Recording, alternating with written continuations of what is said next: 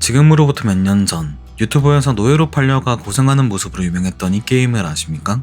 이번에 플레이할 게임은 켄시입니다.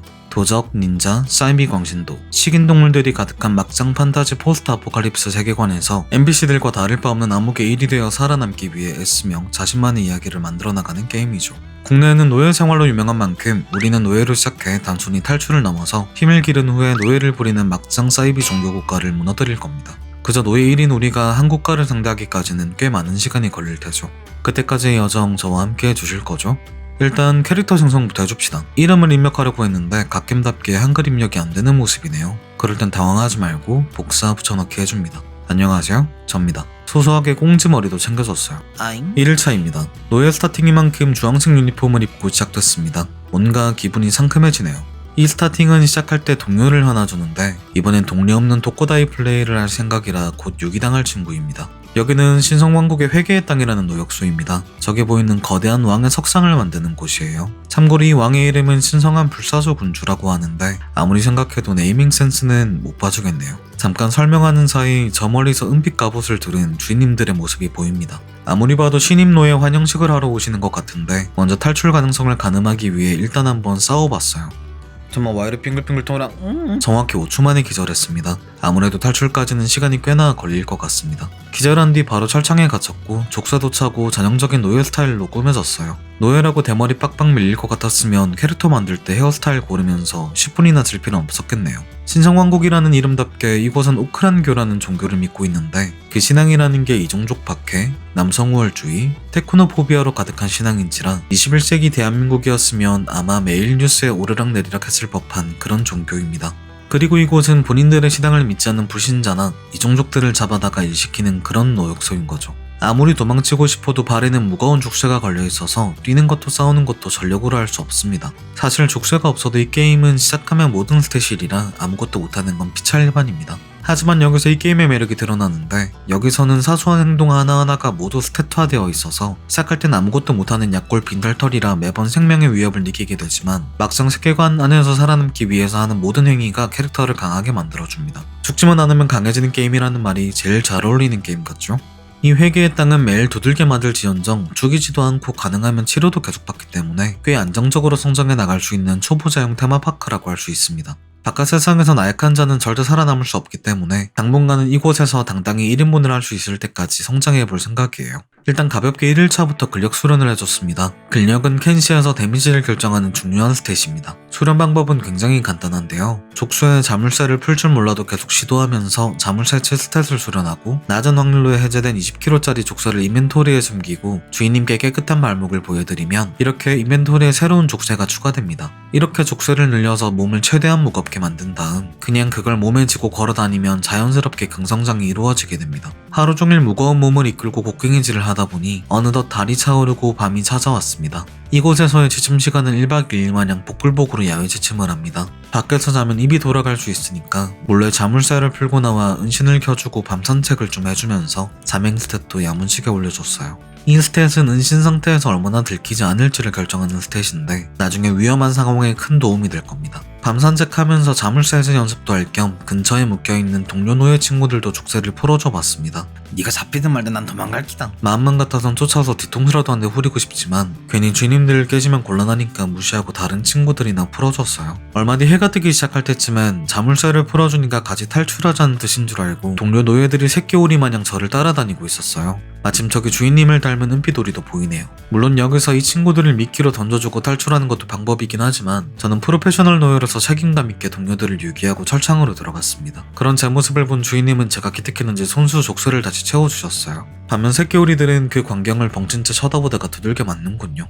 야, 딴 데 봐, 딴 데. 그래도 뭔가 양심의 가책이 느껴져서 무술 수련도 할 겸 같이 싸워줬습니다. 니요? 9일차는 반복되는 일상 속에 특별한 손님이 찾아오셨습니다. 주인님들의 열렬한 환호를 받는 이 로봇은 스켈레톤이라는 친구인데요. 스켈레톤은 수천 년 동안 살았다고 추정되는 초고도 문명의 잔재입니다. 로봇이면서 높은 수준의 인격 AI까지 갖추고 있어서 이 세계관의 인류는 과거에 실제로 이 스켈레톤들에게 지배를 받았던 시절도 있었어요. 신성왕국은 그 지배 아래에서 반란을 일으켜 세워진 국가라 주인님들은 스켈레톤만 보면 진짜 경기를 일으킬 정도로 싫어합니다. 곧 저에게도 로봇 투임이 생길 것 같네요. 종족 이야기가 나온 김에 저기 보라색 친구들은 셰크라는 종족입니다.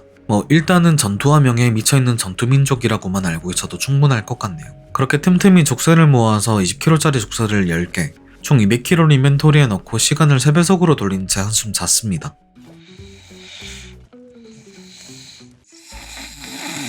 네, 진짜 잤습니다. 일어나 보니 게임 속 시간은 33일차가 되었고 근력은 57까지 올랐네요. 이제 충분한 근력이 생겼으니까 34일차부터는 본격적인 전투 훈련에 돌입합니다. 아직은 주인님들에게 싸움을 걸면 당연히 제대로 싸워보지도 못하고 두들겨 맞다가 기절하겠지만 괜찮습니다. 오히려 그 과정에서 상승하는 강인함은 신체의 방어력과 내구성을 효과적으로 올려주기 때문에 맞으면 맞을수록 기절하지 않고 더 오래 버틸 수 있고 입는 데미지도 어느 정도 감소하거든요. 그리고 그 과정에서 피하면 회피도 올라가고 막히더라도 때리는 시도만 해도 무술 스탯이 올라갑니다. 일반적으로 바깥에서 약한 도적단의 평균 전투 스탯이 10에서 30 정도라 최소한 2-30까지 전투 스탯을 올려두어야 살아남기 쉬울 거예요. 무술 수련을 시작하면서 몸 상태를 먼저 체크해줬습니다. 근력 단련을 많이 해서 그런가 처음 노육장에 왔을 때보다 뭔가 체격이 듬직해진 기분이 들었어요. 35일차에는 근성장을 위한 식량 훔치기를 시작했습니다. 배고픈 상태에서는 기본적으로 여러가지 디버프를 얻게 되는데 이런 디버프를 안고 있으면 공격이나 회피를 시도조차 못하고 기절하는 경우가 많습니다. 실패하든 성공하든 시도를 해야 경험치가 올라가기 때문에 주인님들에게 걸려도 어떻게든 입안에 넣고 두들겨 맞았어요. 36일차에는 좀 더 효과적인 수련 방법을 찾았습니다. 말씀드렸듯 시도를 해야 경험치가 오르기 때문에 많은 주인님들에게 둘러싸여서 바로 기절하는 것보다는 적당한 주인님 한 명과 1대1로 맞다이를 뜨는 게 훨씬 효율적이라는 사실을 깨달았어요. 마침 딱 적당한 샌드백이 있네요. 지나가던 스켈레톤 검사들한테 다리를 잃은 것 같은데 이번에 무술 스탯을 많이 올릴 수 있을 것 같습니다. 마일로 온나? 에? 와 안 때리노? 아니 아직 한 대도 못 쳤는데. 어쩔 수 없이 다른 주인님들과 수련해야겠습니다. 그런데 몽둥이가 아니라 칼을 든 친구는 좀 무섭네요. 머리나 복부 같은 급소를 많이 맞으면 금방 기절에 치료받겠지만 몽둥이가 아닌 칼 같은 절상무기들은 어줍잖게 팔다리로 막다가 큰 화를 부를 수 있습니다. 특히 강인함이 올라 기절하지 않고 버틸수록 2대 맞고 누워서 실려갈 걸 3대 맞아서 4제 중에 하나가 영영 사라지는 마술을 체험하게 돼요. 팔 잘렸다. 큰일입니다. 팔이 하나 없으면 공격이나 근력에 큰 페널티를 받기 때문에 전투력에 큰 손해가 발생합니다. 살아남아 탈출만 한다면 나중에 의수를 달면 되긴 하지만 의수는 꽤나 고가의 물건이라서 사는 과정이 쉽지 않습니다. 원래라면 신성왕국 병사 하나 정도는 이길 수 있는 정도로 성장한 뒤에 탈출하려고 했는데 아무래도 그렇게 하기에는 시간이 너무 걸릴 것 같습니다. 계획을 바꿔야겠어요. 어쨌든 팔이 분리되는 격렬한 고통에 지금까지 경험해보지 못한 깊은 혼주 상태에 빠졌습니다. 괜찮습니다. 벽 뒤라 그렇긴 해도 곧 주인님들이 발견해 주실 거예요. 그렇게 하루 종일 아무도 안 왔습니다. 결국 37일차 새벽이 되어서야 스스로 기절해서 깨어나 천천까지 기어가며 살아남을 수 있었어요. 38일차에도 열심히 수련에 매진했습니다. 팔 하나 잃은 경험을 마음에 새기고 이번엔 좀 더 안전하게 수련하기로 했어요. 나 다리도 잘렸는데? 다리가 잘리면 탈출도 빡세지고 사실 살아남는 것 자체가 울트라 하드모드가 되기 때문에 세이브로드를 해줬습니다. 그러다 나무통에서 스켈레톤 수리키트를 찾았습니다. 이곳에 계속 있다 보니 9일차처럼 스켈레톤들이 노역장을 습격하는 일이 종종 있었는데 아마 그때마다 뺏은 걸 모아둔 것 같았어요. 인간이든 셰크든 스켈레톤이든 여기에 끌려오면 노예가 되는 건 똑같지만 스켈레톤들은 다쳐도 신성왕국의 증오 때문인지 기술 공포증 때문인지 전혀 수리해주지 않아서 가끔 들어오는 스켈레톤들도 며칠 지나면 고장난 부품이 방치된 채 결국 기능이 정지된 채로 발견되곤 했습니다. 뭔가 그런 모습을 볼 때면 안타까우면서도 섬뜩한 기분이 들어서 그들을 고쳐주고 싶다는 생각에 챙겨봤습니다. 꼭 그게 아니더라도 이 키트는 상당히 고가의 물건이라 나중에 의수를 사기 위한 자금 마련에도 도움이 될 거예요. 62일차에는 무술 스탯이 10대 중반을 넘겼고 주인님들과 1대1로는 꽤나 대등한 싸움을 할 수 있었습니다. 그러다 드디어 사고를 치고 말았습니다. 발차기가 제대로 주인님 턱에 걸렸고 처음으로 주인님을 기절시켰어요. 물론 그 뒤에 화들짝 놀란 주인님들의 다굴로 개같이 눕긴 했지만 탈출이 머지 않았음을 느꼈습니다. 그렇게 사람과 염소 가리지 않고 수련 대상으로 쓴 결과 65일차에는 드디어 무술 22레벨을 찍을 수 있었습니다. 물론 때리는 것보다 몇 배는 더 맞아서 강인함은 78, 회피는 42가 된 게 우프긴 하네요. 점심때쯤 이제 밖으로 나갈만 하다는 판단이 섰습니다. 드디어 본격적인 탈출 준비를 시작했어요. 충분히 스탯을 올렸다면 탈출에 필요한 건 단 한 가지입니다. 바로 배를 든든히 채우는 것이죠. 배고프면 싸우는 것도 달리는 것도 엄청난 페널티가 생기기 때문에 맞아가면서 최대한 인벤토리에 식량을 쑤셔 넣었습니다. 한 입만. 기절한 채로 실려가도 배는 든든해졌습니다. 그날 밤 드디어 탈출을 감행했습니다. 바로 옆에 간수가 지키고 있었지만 그동안 뼈를 깎는 노력으로 은신을 단련했기 때문에 들킬 위험은 없을 거예요. 다리 참 예쁘네요. 이럴 땐 당황하지 말고 족쇄를 버리고 달리면 됩니다. 이꼴로 나가면 누가 봐도 방금 탈출한 노예처럼 보여서 가는 길에 우토 하나 챙겼습니다. 뭐 이 정도면 도망친 노예라기보다는 거지처럼 보이겠네요. 노예들이 입소 전에 떨고 놓은 무기들도 야무지게 챙겼습니다. 밖으로 나가게 되면 식량도 모두 구매해야 되기 때문에 다 소중한 생활비가 될 거예요. 목적지는 저기 홀로 있는 판자집입니다. 회계의 땅에는 북부에 혁명군이 있고 남부에 자유의 땅이 있다는 소문이 있었기 때문에 북부를 먼저 보고 남쪽으로 향할 생각이었어요. 드디어 게이트를 통과, 탈출 성공의 순간입니다. 사실 랩업 노가다 겸 켜놓고 잔 시간이 많아서 아슬아슬하게 66일차 만에 탈출했습니다. 주인님들은 한동안 쫓아오다가 결국 포기하고 돌아가셨습니다. 북부를 향해 조금 달리다 보니 금방 오두막 하나가 보였습니다. 안에는 옷가지나 먹을거리, 족쇄를 뜯을 도구 같은 것들이 있었고 드럼통 안에 쪽지를 읽어보니 탈출한 노예를 위한 보급품이며 모험가가 발견했다면 손대지 말아달라는 비밀 닌자들의 메시지가 있었습니다. 전 탈출한 노예니까 거리낌 없이 챙겨줬어요. 날이 밝을 때까지 잠깐 쉬고 새벽 일찍 다시 길을 나섰습니다. 북쪽으로 더 올라가 비밀 닌자들을 찾아보기로 했어요. 잠겨버린 땅을 지나 웬드강을 넘어 얼마 가지 않아 전초기지 같은 곳을 발견했습니다. 예상대로 빈민 닌자들의 본거지였고 지도자인 물과 대화해보니 신성왕국에 대한 혁명을 위해 모인 집단이었습니다. 이들과 같이 노예 해방을 하면 좋겠다는 생각이 들어서 바로 입단했습니다. 술집에도 들러봤는데 아무래도 신성왕국의 남성 우월주의 때문인지 여성 닌자 동료들이 많더군요. 그 중에는 너 남자니까 같이 안 갈래 하는 친구도 있었습니다. 절대 차여서 빈도사한 건 아니고 아직 이 동맹만으로 신성왕국을 상대하긴 역부족이라 자유의 땅을 향해 남쪽으로 가보기로 했습니다. 남쪽으로 내려가던 길에 잠겨버린 땅을 탐색해보기로 했습니다. 이곳은 오래된 유적지가 많고 곳곳에 고대 경비 로봇인 강철거미가 돌아다니는 곳이에요. 하나가 없는 상태에서 의수는 굉장히 비싸기 때문에 의수를 살 자금 마련을 위해 가치 있는 물건을 찾아야 했습니다. 대부분 연구소 유적지는 잠겨있지만 간혹 잠기지 않은 일반 건물도 있었고 그곳에서 운 좋게 고대 과학책을 얻었습니다. 고급 제작 기술 연구에 필요한 귀한 물건이라 가치도 높고 팔아도 좋은 돈이 됩니다. 탐색을 하던 중 스켈레톤 번을 만났습니다. 대화를 해보니 오래돼서 작동 정지를 앞두고 있고 조용히 생을 마감하기 위해 잠겨버린 땅에 머무르는 중이었어요. 왕년에 모험도 많이 했다고 해서 마지막 모험이라도 함께 하자고 부탁했더니 흔쾌히 동료가 됐습니다. 원래 독고다이 플레이를 하려고 했는데 노역장에서 기계들이 죽어가는 걸 보고 정이 들었나 봐요. 떠나기 전에 번이 머물던 탑을 뒤져봤는데 세상에 마상에 이런 일이. 딱 제가 필요하던 왼쪽 기계파를 찾았습니다. 즉시 야미디디. 어때요? 좀 느낌 있지 않나요? 2층에서는 의족도 발견했습니다. 다음에는 다리가 분리돼도 로드 안 할 수 있을 것 같아요. 탐색을 마치고 떠나기 전에 강철거미와 한번 붙어봤습니다.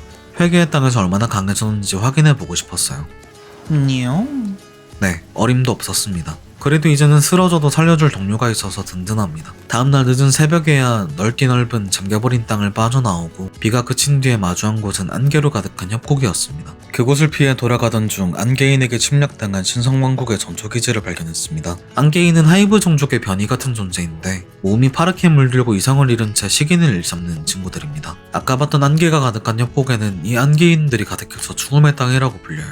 그때 마침 달리기가 느린 번에게 검은약 탈단이 들러붙었습니다. 고민할 것도 없이 근처를 배회하던 안개인들에게 소개팅을 주선해줬죠. 아니 나 말고 쟤네 먹어 쟤네. 폭탄만 떼어놓고 가려고 했는데 그냥 추격자가 검은약 탈단에서 안개인으로 바뀐 셈이 되었습니다. 늙은 은퇴 모험가인 번이 너무 느려서 제가 업고 뛰었어요. 2달간의 노예 생활로 달리는 하체 실업근 덕분에 강철 로봇을 업고도 벌거벗은 안개인들에게 밀리지 않는 속도를 낼 수 있었어요. 그렇게 끈질기게 쫓아오던 안개인들은 새벽이 다 끝나고서야 떨쳐낼 수 있었습니다. 67일차에 아침 햇살을 받으며 신성왕국의 영토를 가로질렀습니다. 가는 길에 들깨에게 죽이기도 하고 굶주림을 이기지 못한 도적들과 몸으로 대화도 나누며 온갖 우여곡절 끝에 점심 무렵에는 신성왕국과 셰크왕국의 국경지대에 위치한 중심지라는 도시에 도착했어요. 이 도시에 왔다는 건 드디어 광활한 신성왕국의 영토에서 벗어났다는 의미입니다. 67일 만에 본격적인 노예 해방운동을 준비할 수 있겠네요. 중심지 신성왕국과 셰크왕국의 국경지대에 위치한 이 도시는 빈민 닌자와 더불어 몇 안 되는 신성왕국의 반란 세력인 신성왕국 무법자라는 친구들이 점거하고 있었습니다.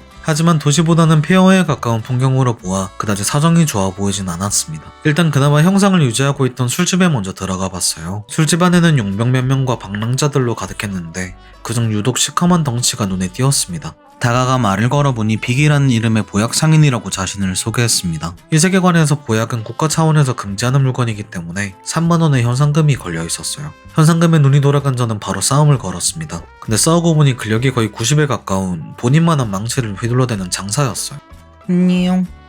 내려줘. 잘부덕. 그렇게 댕같이 털리고 상점 바깥으로 쫓겨났지만 지금 가장 빨리 돈을 벌 수 있는 방법은 이 범죄자들의 현상금을 타는 것이라는 것을 깨달았습니다. 정신을 차린 뒤에 이 도시 바깥에서 반란군 아제트로 쓰고 있다는 술집으로 갔는데 뭔가 잔뜩 싸우고 있는 풍경을 발견했습니다. 자세히 살펴보니 신성왕국의 고위성기사와 신성왕국 무법자, 근처에 있던 검은 약탈자까지 한데 엉켜서 싸우고 있었어요. 강한 적과 싸울수록 전투 스택 경험치를 더 많이 주기 때문에 바로 무법자들이랑 싸우기 바쁜 고위성기사의 뒤통수를 노려줬어요.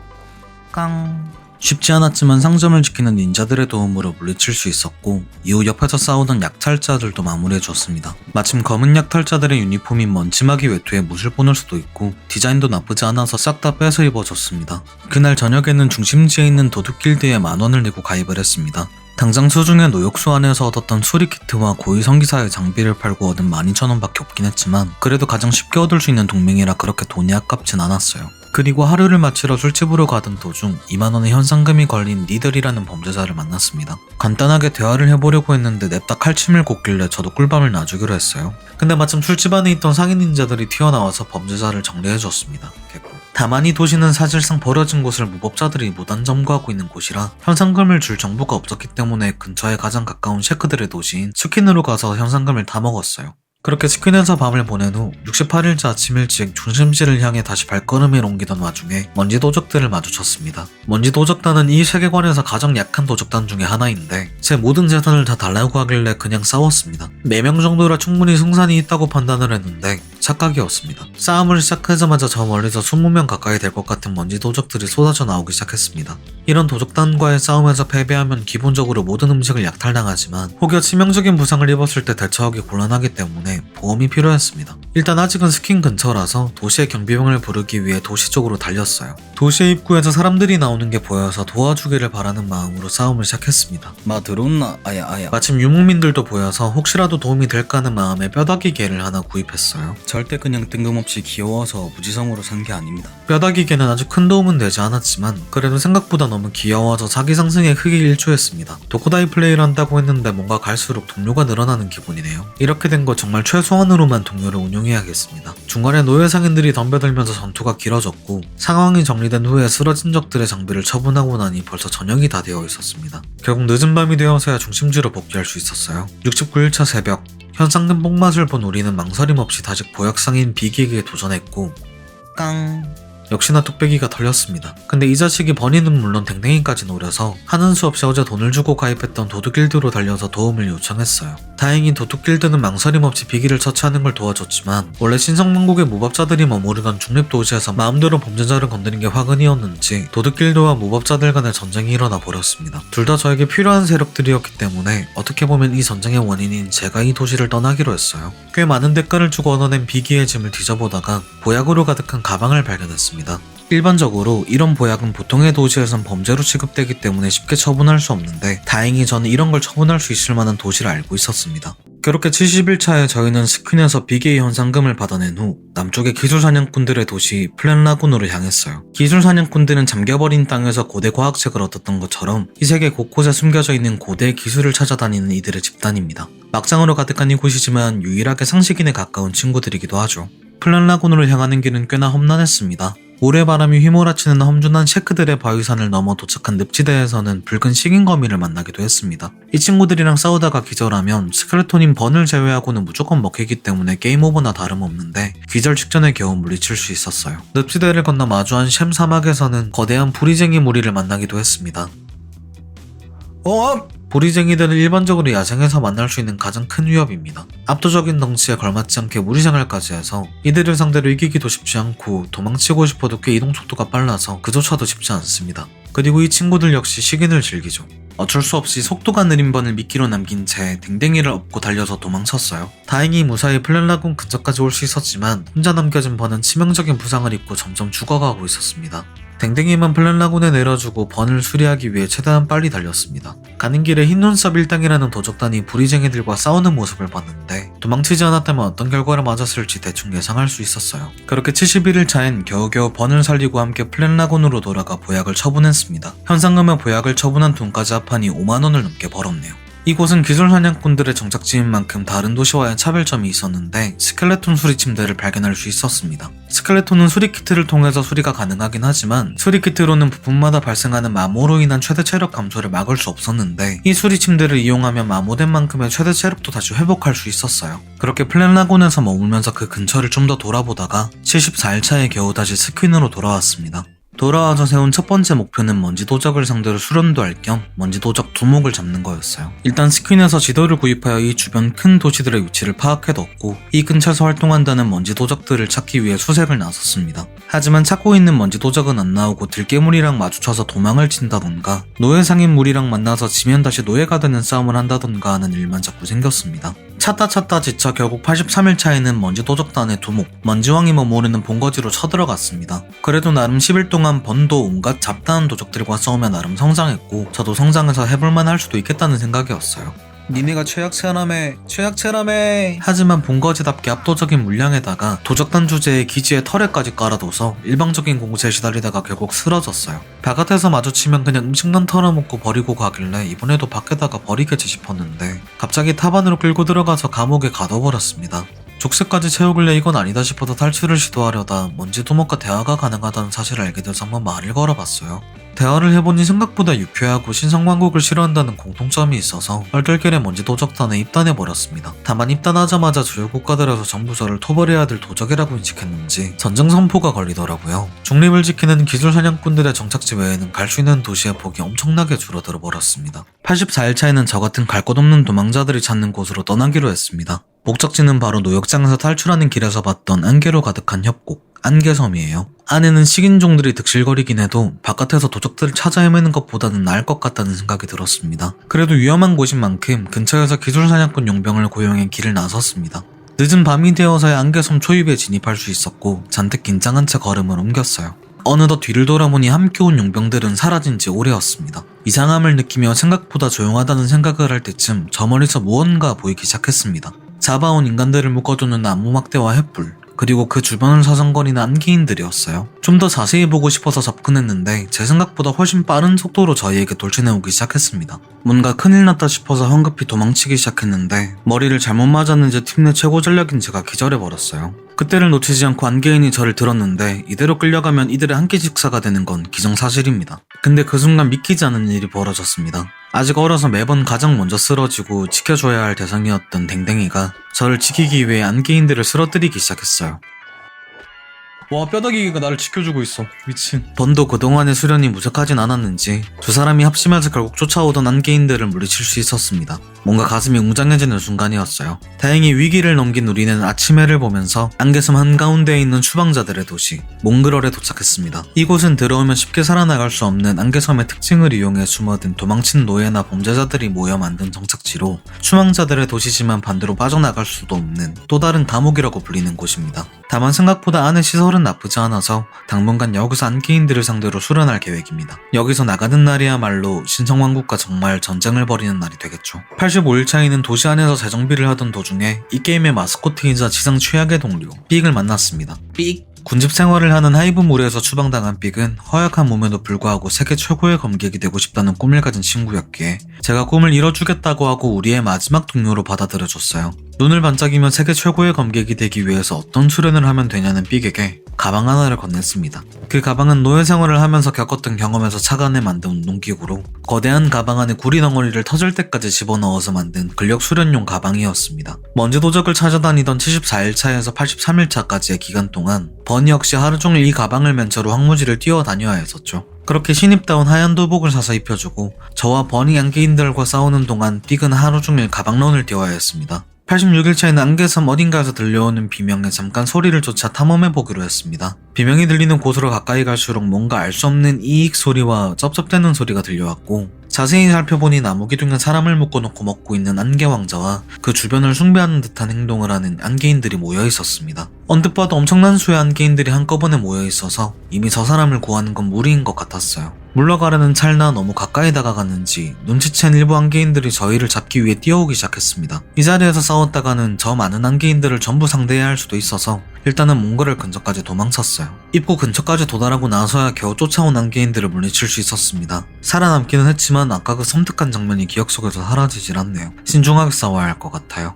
87일차부터 89일차까지는 삑을 계속 근력 뺑뺑이를 돌리면서 버니를 안개인 한가운데에 던져넣는 수련 방식을 썼습니다. 저와 버니가 같이 싸우니까 서로 수준 차이가 나서 버니가 충분히 수련을 하기도 전에 제가 전투를 마무리하는 상황이 자꾸 발생하더라고요. 그런 상황을 방지하기 위해서 마을 안에서만 뺑뺑이를 돌던 삑을 마을 바깥까지 뺑뺑이를 돌리되 제가 그 근처로 호위하면서 공격하는 안개인들을 막아줬고, 버니는 스켈레톤이라 먹히지 않는다는 특성을 이용해서 정말 안개인들 한가운데에다가 던져놓고 기절했다가 일어나는 걸 반복하면서 전투 불능이 됐을 때만 제가 구출해줬습니다. 다행히 이 도시에도 스켈레톤 수리 침대가 있어서 빠르게 이 과정을 무한 반복할 수 있었어요. 다만 스켈레톤 침대는 빌릴 때마다 1600원씩 나가서 밥값에 수리비까지 더하니 꽤 돈 소비가 컸습니다. 이런 소비는 가끔씩 안개왕자를 잡아서 얻을 수 있는 왕자의 머리를 하나당 6,000원에 팔아서 충당할 수 있었어요. 이런 과정을 겪다 보니 팀 내에서 사실상 탱커 역할만 하던 버니도 빠른 속도로 성장할 수 있었습니다. 무술도 어느덧 30을 넘기고 강인함도 어지간한 부상이 아닌 이상 자연회복으로 죽지 않을 정도까지는 왔어요. 90일차입니다.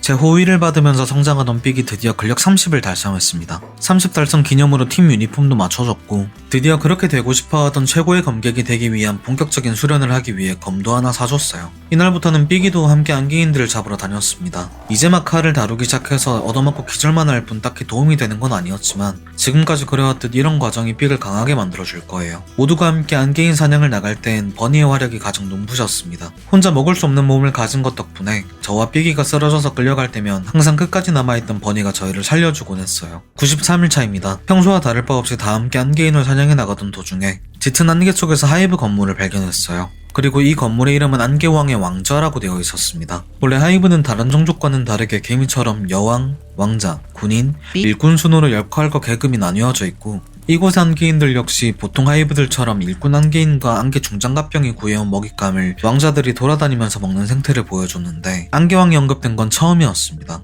아무래도 이곳에 보스 같은 냄새가 납니다. 다만 당장은 수련도 덜 돼서 일단은 퇴각했어요. 96일차입니다. 왜 삑이 하루 만에 여기서 이러고 있는지 금방 설명해 드릴게요. 어제 안개왕의 거처를 발견하긴 했지만 마음이 꽤 복잡했습니다. 당장 들어가고 싶은 생각은 들었는데 솔직히 말해서 그럴 상황은 아니었어요. 먼저왕 때가 조금 특별하긴 했지만 사실 켄시는 새로운 강적을 발견했다고 해서 바로 들이받으면 좋은 결과로 끝나는 게임이 아닙니다. 그래서 일단은 지금 전력이 어떤 상태인지부터 점검해봤어요. 제일 큰 문제는 삑이랑 본격적으로 수련을 시작한 지도 벌써 일주일 가까이 되어가고 있었는데 생각보다 성장 속도가 너무 더뎠다는 점입니다. 동료들을 수련시키다 보면 자연스럽게 성장의 기준점을 제 캐릭터로 잡게 됩니다. 단순히 동료들이 제게 의존하는 상황만 반복된다면 동료라는 것에 대한 의미가 퇴색되니까요. 버는 밖에서는 전투할 기회가 적어서 성장이 느린 편이었습니다. 하지만 안개지대에 들어온 이후로 상황이 완전히 달라졌어요. 끊임없이 몰려오는 안개인들 한가운데서 싸움과 기절을 반복하던 버는 어느 순간부터는 제가 먼저 쓰러져도 버니 끝까지 남아서 안개인들을 정리하는 경우가 늘어났습니다. 종합적인 스탯은 제가 위였지만 저보다 강하다고 느끼는 순간이 있었어요.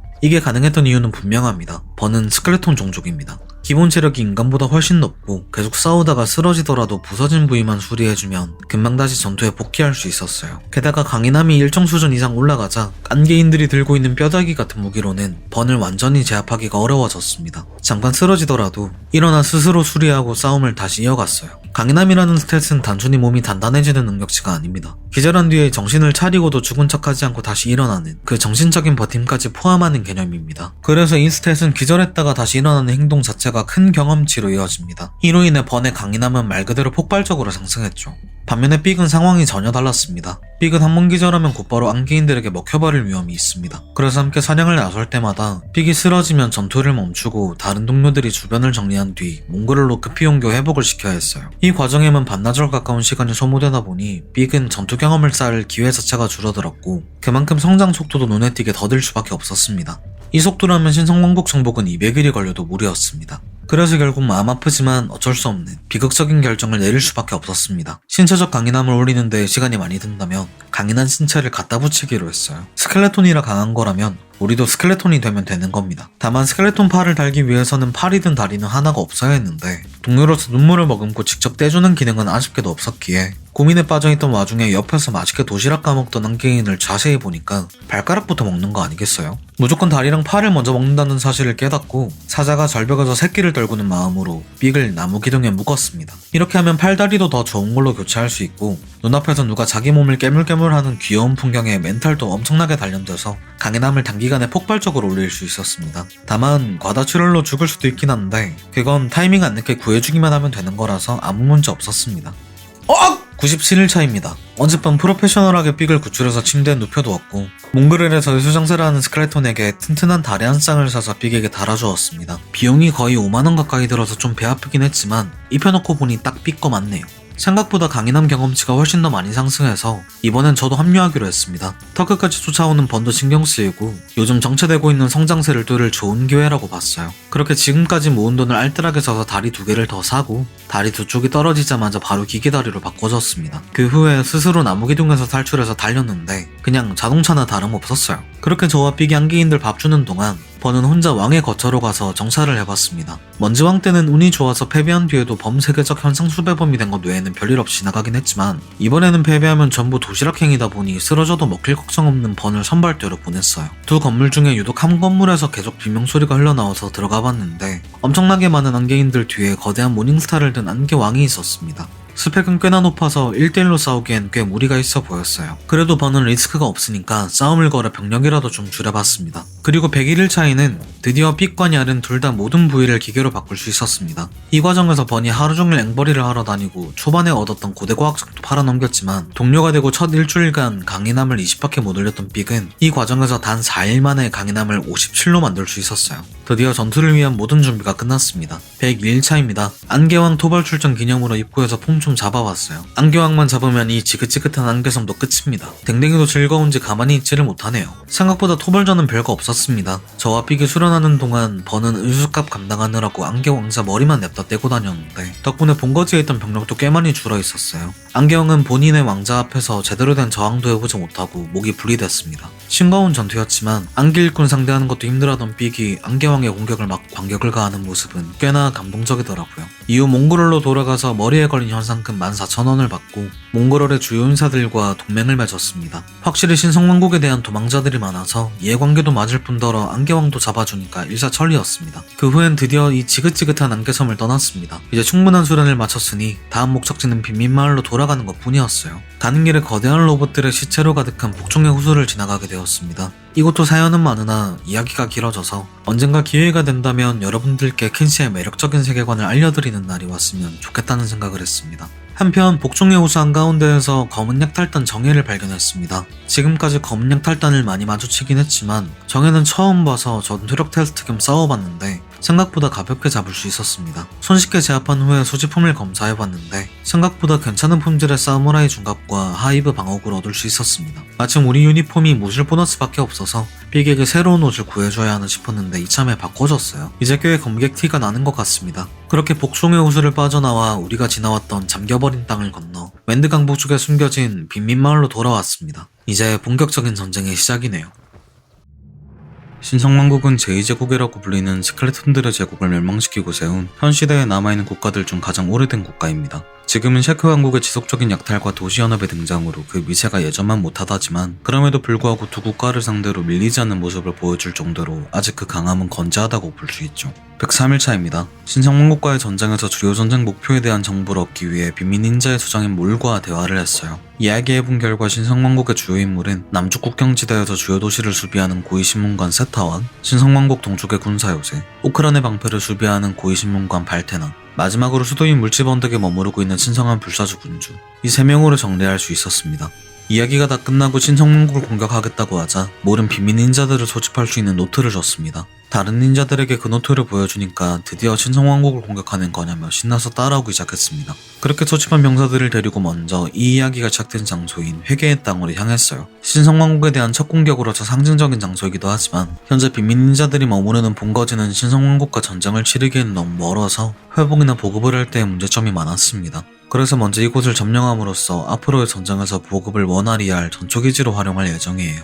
그날 밤 닌자들을 데리고 익숙한 출입구를 지나 습격을 감행했습니다. 신성왕국은 갑작스러운 기습을 예상하지 못했는지 포탑도 비워뒀네요. 파죽지세로 입구를 지키던 경비병들은 돌파했지만 뒤늦게 수비에 가담한 전 주인님들의 격렬한 저항에 백사일째 아침해가 뜰 때쯤에야 겨우 노역수 안으로 진입할 수 있었습니다. 안개섬에서 죽어라 수련한 보람이 있게 노예 관리를 위해서 몽둥이로 무장하고 있는 내부의 경비병쯤은 압도할 수 있었어요. 그 후에 회계의 땅 노예 명부를 관리하는 노예 주인이 있는 본부로 진입했습니다. 그래도 뭔가 좀 치열한 싸움을 기대했는데 아무래도 단순히 노예 명부를 관리하는 관리직이다 보니까 딱히 전투에 긴장감은 없었어요. 그래도 개인적인 복수를 완성했다는 쾌감은 있었습니다. 이후 다시 본거지로 돌아와 노예 주인을 가둬서 잠깐의 휴식을 가졌습니다. 잘 자다가 갑자기 농작물을 노리던 강랩터가 기습해와서 퇴치해 주었는데 울음소리가 꽤 독특하더라고요.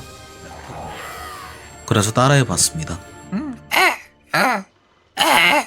죄송합니다. 105일차에 병력을 재보충하고 회계의 땅으로 돌아가 보니 어느덧 새로운 보급기지로 재단장을 마친 비밀인자들이 저를 반겨주었습니다. 내부를 살펴보니까 병원이나 병기고 등 생각보다 꽤 잘 갖춰두더라고요. 그날 밤을 시작으로 이 일대의 군사기지나 캠프 등을 습격했습니다.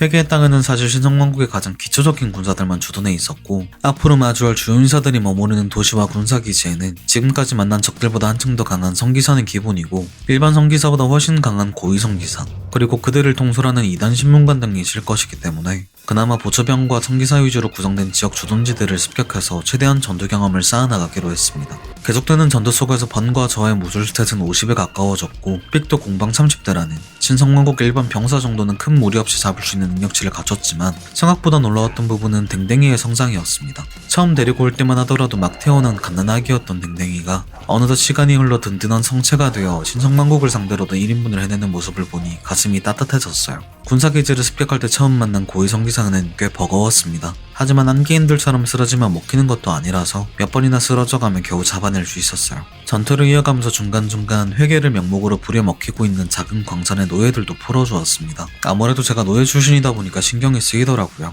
회계의 땅을 해방한 뒤에도 여전히 남아있던 노예들이 있었는데 족쇄를 아무리 풀어줘도 노예 시절의 공포가 트라우마로 남았는지 이곳을 떠날 생각을 못하고 멀뚱멀뚱 서있기만 하더라고요. 짊어지고 바깥에다가 놓아줘도 여전히 주차적인 삶을 살 의지가 안 보여서 확실한 동기부여를 해주기 위해 제2의 고향이나 다름없는 안개섬 한가운데에 내려다 주었어요. 내려놔.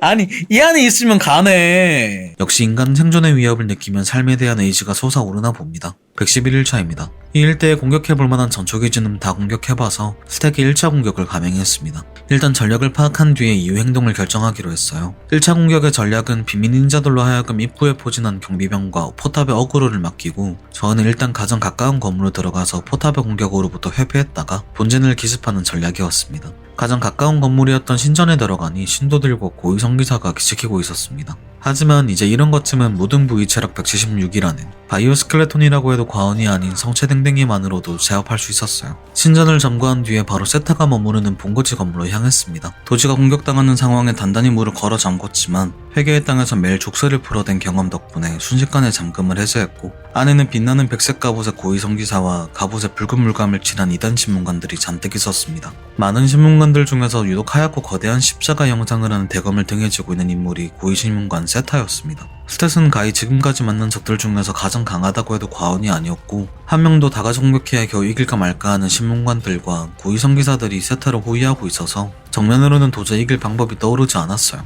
마침내 저를 제외한 모두가 기절했고 그 순간 번뜩이는 전략이 떠올랐습니다. 그건 바로 고대 중국의 어떤 명장이 만든 36가지의 계책 중 가장 최고의 계책이라고 알려진 주랭랑이었습니다.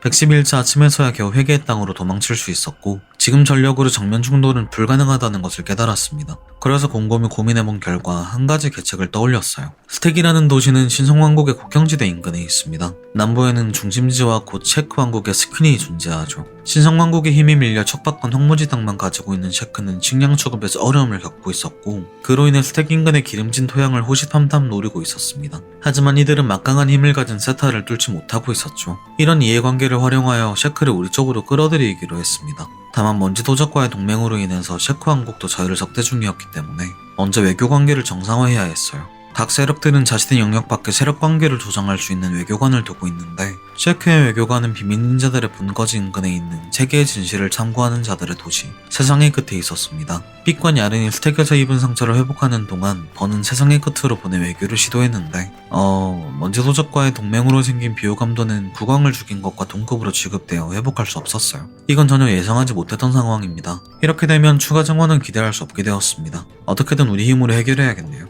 113일차, 114일차에는 일단 전에 털지 않은 군사기지들을 더 방문해서 부족한 수련들을 해줬습니다. 군사기지 안에는 적들에 대한 적절한 수강 공간이 부족해서 쓰러지더라도 가둬줄 일이 없었기 때문에 기절했다가 다시 일어나서 싸우는 걸 반복해서 스탯을 최대한 끌어올려줬어요. 그 결과 번과 저는 모델 스탯 50을 넘길 수 있었고 빅 역시도 50에 가까운 전투 스탯을 가지게 되었습니다. 그리고 115일차에는 새로운 전략을 시도해보기로 했습니다. 전략차가 확실한 지금 상황에서 또다시 비밀 닌자들과 함께 정면 충돌을 시도하는 것은 실패할 것이 불보듯 뻔했기 때문에 이번에는 저희들끼리만 야간에 몰래 침투해서 세타를 제거하기로 했어요. 그렇게 스택 인근에서 밤까지 대기했다가 해가 진 뒤에 스택으로 접근하기 시작했습니다. 하지만 정문에는 경비병들로 인해서 침투가 쉽지 않았는데 때마침 길 가던 댕댕이들의 습격으로 경비병들의 시선이 분산된 틈을 타 몰래 진입할 수 있었어요. 막 게이트를 통과한 순간에 들깨들을 막으러 온 보초병과 눈이 딱 마주쳐서 들켜버리고 말았습니다. 하지만 여기까지 온 거 이제는 이판사판입니다. 즉시 자명을 풀고 세타가 머무르는 곳까지 달렸어요.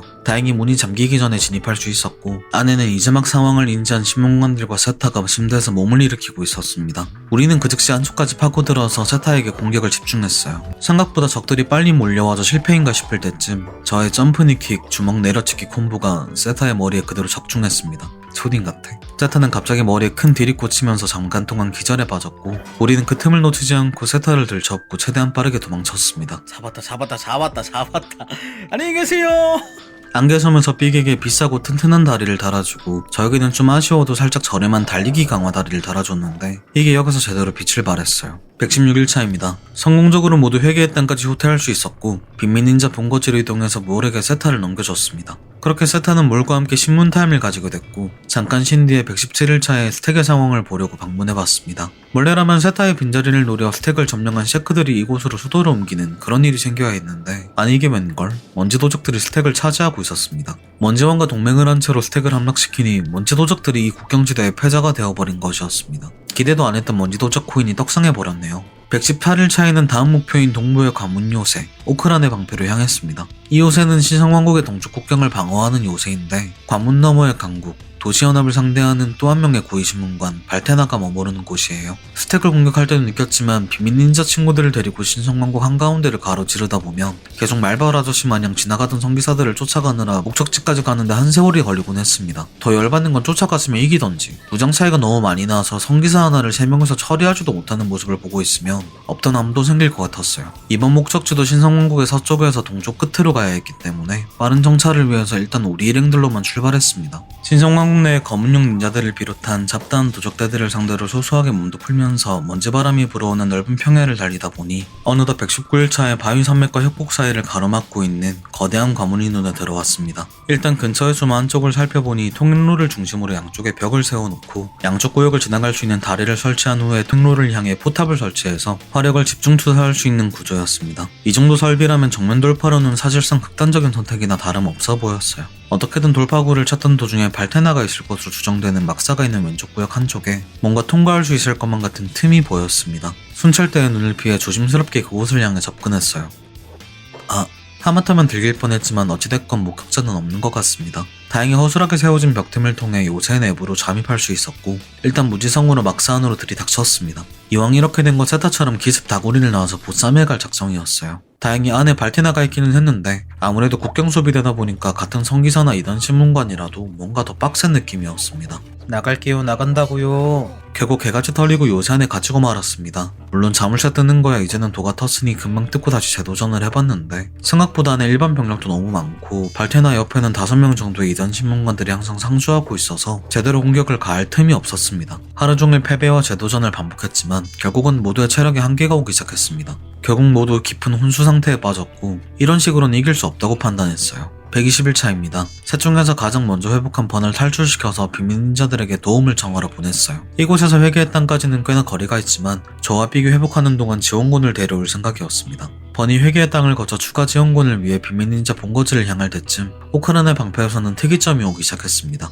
무언가 소란스러운 느낌의 주변을 살펴보니 옆에 있던 강철 골짜기에서 옛 스켈레톤 제국의 잔재인 망가진 스켈레톤들과 강철 거미들이 요새를 공격하고 있더라고요. 요새의 핵심 인원인 이단 신문관과 고위 성기사는 발테나의 호위를 위해 막스 안에 상주하고 있어서 밖에 남아있던 수비 병력들은 기계 군대의 속수무책으로 휘둘리기 시작했습니다. 그 틈을 타 조금이라도 몸을 회복한 저는 발테나의 호위 병력들을 막사 밖으로 유인해서 이 습격에 휘말리게 만들었고, 그렇게 분산된 핵심 병력들을 각계로 상대하면서 전력을 약화시켰어요. 그렇게 121차인 약간의 회복 후에 홀로 발테나의 막사를 기습했습니다. 지원군을 데리러 간 버는 근처 기술사냥꾼 도시에 들러서 수리까지 시키느라 오는 데까지는 시간이 많이 걸릴 것 같았어요. 발테나의 호위병들은 사지 손상 등 꽤나 전력이 약화되어 있었지만 그럼에도 불구하고 아직 그 수는 건재해서 쉽지 않은 싸움이 되었습니다. 그렇게 음을 지속하다가 회피를 위해 물러나면서 물탱크 같은 구조물 뒤에 끼었어요. 근데 뭔가 이 틈에 있으니까 빠져나갈 수도 없고 제대로 공격받지도 공격할 수도 없는 이상한 상황에 봉착했습니다. 어차피 흔한 켄시의 갓게임 현상인지라 번한테 지원금 모집이나 더 시켜주고 다시 확인해봤는데 이게 웬걸? 끼었던 물탱크 앞에는 호위병들이 단체로 엎어져 있고 발테나는 오른다리를 잃은 채 겨우겨우 기어서 도망치고 있는 거 아니겠습니까? 누가 봐도 물탱크를 방패삼아 1대다 전투에서 최고의 효율을 낼 수 있는 좁은 공간에서 강제 1대1 상황이 만들어진 게 틀림없습니다. 아직 정신을 잃진 않았지만 호위도 없이 기어다니는 발테나를 제압하는 건 누워서 떡먹기였습니다. 오케이, 잡았다. 바로 보쌈에서 빤스런 쳐졌고 이후 발테나를 잃은 우크란의 방패는 결국 도시연합의 공세를 견디지 못하고 연합의 손에 넘어갔더라고요. 이제 남은 건 신성왕국의 수도 물지번덕에 머무르고 있는 성스러운 불사조 군주 피닉스 62세군요. 123일차의 닌자들을 이끌고 물지번덕으로 향했습니다. 이곳은 그나마 회계의 땅 근처에 위치하고 있어서 공채를 진행하기에는 꽤나 유용한 부분이 있었어요. 멀리서 도시의 구조를 살펴보니 이중 성벽으로 이루어져 있었고 두 번째 성벽 안쪽에 피닉스의 왕좌가 있는 듯 했습니다. 앞서 두 전투 모두에서 잔챙이를 무시하고 목표물에게 돌진해서 화력을 집중하는 방식이 유효했기 때문에 닌자들을 포탑 총알바지로 세우고 바로 안쪽까지 달려 들어가되 저와 번빅이 각각 스스로 건물 안에 들어갈 수 없는 댕댕이와 상금 닌자를 짊어지고 들어가서 화력을 최대화하기로 했어요. 이내 계획대로 닌자들의 시선을 끄는 사이 안쪽으로 돌파할 수 있었고 아른실의 문을 여니 신성왕국의 상징인 신성한 불꽃 문양이 검은색으로 칠해진 갑옷을 입고 있는 그렇게 고대하던 피닉스가 왕좌에 앉아 있었습니다. 안에는 수많은 고위 성기사들이 왕을 지키고 있었고 왕을 향해 돌격하는 순간 우리 일행과 피닉스는 물론 고위 성기사들과 우리를 쫓아온 추격봉들까지 뒤얽혀 순식간에 아수라장이 펼쳐졌습니다. 세타와 발테나를 상대할 때는 실내 전투를 통해 그들의 주력 병기를 꺼내지 못하게 하는 전략을 구사했지만 피닉스는 실내화를 막론하고 거대한 대검을 빠른 속도로 휘둘러댔습니다. 어지러운 상황이었지만 어떻게든 그에게 화력을 집중하려고 최선을 다했어요. 하지만 압도적인 병력 차이의 댕댕이, 삑, 번은 모두 무력화됐고 저만 겨우나마 공격을 지속했습니다. 등 뒤로 쏟아지는 공격에 겨우 발차기를 끝으로 기절하고 말았어요. 하지만 기적같게도 그 마지막 한 번의 발차기가 피닉스의 왼팔을 완전히 끝장내버렸습니다. 실패로 돌아간 습격이라도 자지의 완전한 손상을 일궈낸 건 분명 큰 수확이었어요. 하지만 그 뒤로는 쉽지 않았습니다. 발테나 전대처럼 끈질기게 감옥에서 탈출해서 수비 병력을 약화시켜봤지만 끝없이 재충원되는 병사들로 인해서 소용없었고 그들을 무시하고 피닉스에게 달려들어도 수많은 고위 성기사들을 뚫는 것과는 별개로 한쪽 팔을 잃은 피닉스는 여전히 우리에겐 난적이었어요. 다른 동료들이 안에서 싸움을 지속하는 동안 저 혼자 탈출해서 빈민 지원군을 계속 투입하는 방법도 써봤으나 닌자들의 빈약한 무장으로는 수도의 무지막지한 병력들에 막힌 채로 이중성벽 위에서 쏟아지는 작살포탑 세례에 무의미하게 쓰러져갈 뿐이었습니다. 전투가 시작된 123일차부터 127일차까지는 그저 실패의 연속이었습니다. 128일차에는 이런 식으로는 답이 없다고 판단하고 물지번덕 밖으로 모두 모였습니다. 어떻게든 더 나은 방법을 찾아야만 했기 때문에 지난 4일 동안 쌓인 데이터를 종합해봤어요. 그동안 여러 방법을 시도해본 결과 수도의 이중성벽은 1차 성벽에 포진한 수많은 포탑과 일반 병사들로 인해 빈민 닌자가 총알바지를 해주지 않으면 뚫는 것은 불가능이었습니다. 다만 이용할 수 있을 것 같은 부분이 있었는데 2차 성벽 안쪽에서 피닉스를 지키는 데 집중되어 있는 핵심 병력들은 1차 성벽에서 무슨 습격이 있든 크게 관여하지 않았습니다. 그렇다면 1차 성벽 수비군의 주의를 끌지만 않는다면 2차 성벽 안에서 무슨 일이 생겨도 알아차리지 못할 가능성이 있을 것 같았어요. 그리고 그들의 주의를 끌지 않고 2차 성벽 안으로 진입하는 방법은 산을 등진 채 지어진 이 도시의 후문, 즉 산 쪽으로 열린 성문을 통해 일반 병들의 구역을 무시하고 왕좌가 있는 구역에 바로 진입할 수 있었습니다. 그것을 통해 일반병들의 추격 없이 바로 피닉스를 향해 접근할 수 있었고, 갑작스러운 기습에 호이가 제대로 피닉스를 감싸기 전에 모두의 화력을 집중했어요. 한 팔을 잃은 채 저항하는 피닉스와 그를 지키려는 호위병들 사이에서 1차 성벽이 아닌 2차 성벽 안으로 바로 진입한 그 차이가 만들어낸 찰나의 순간에 짧은 시간이나마 피닉스를 온전히 공격할 수 있는 시간을 만들어줬고, 뒤늦게 들이닥친 호위병들 틈에서 번과 저의 합공이 피닉스의 머리에 적중하며 드디어 피닉스가 쓰러지고야 말았습니다. 진짜 절명이었는데 이거. 기절시켰다. 잠시만. 그 틈을 놓치지 않은 저는 피닉스를 업고 달렸고, 번도 댕댕이를 업고 함께 빠져나왔습니다. 빅은 호호띠. 그리고 모두 탈출에 성공해서 회개의 땅 앞에 모였습니다. 드디어 길고 길었던 신성왕국과의 전쟁이 끝났네요. 이제는 익숙한 회개의 땅을 거쳐서 잠겨버린 땅을 지나 모래게 피닉스의 신병을 넘겼습니다. 그녀는 기뻐하면서 지금이 기회라며 물집 언덕을 점령해버렸어요. 결국 도시연합이 차지한 오크란의 방패를 제외한 신성왕국의 주요 도시 3군데는 빈민들과 먼지 도적, 셰크들이 각각 하나씩 나눠 가지게 되었습니다. 이렇게 길었던 128일간의 여정이 끝나게 되었습니다. 스켈레톤 제국을 무너뜨리고 세워진 신성왕국의 오래된 질서는 사라지고, 세계는 또 혼란기의 국면에 빠지겠지만 그건 살아남은 이들의 몫으로 남겨둘 일이겠죠.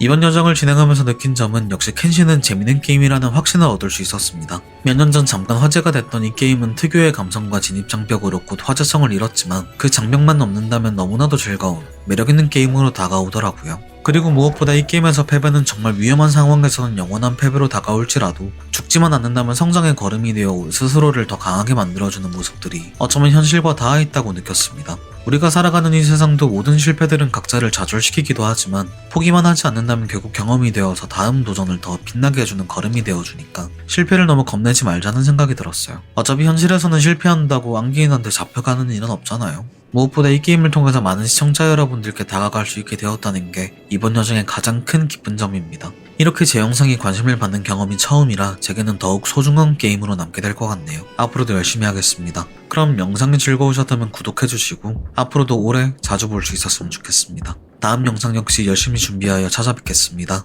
시청해주셔서 감사합니다. 이 세계관의 인류는 과거에 실제로 이 스켈레톤들에게 지배를 받았던 이 세계관의 인류는 과거에 실제로 이 스켈레톤들에게 이 세계관의 인류는 과거에 실제로 이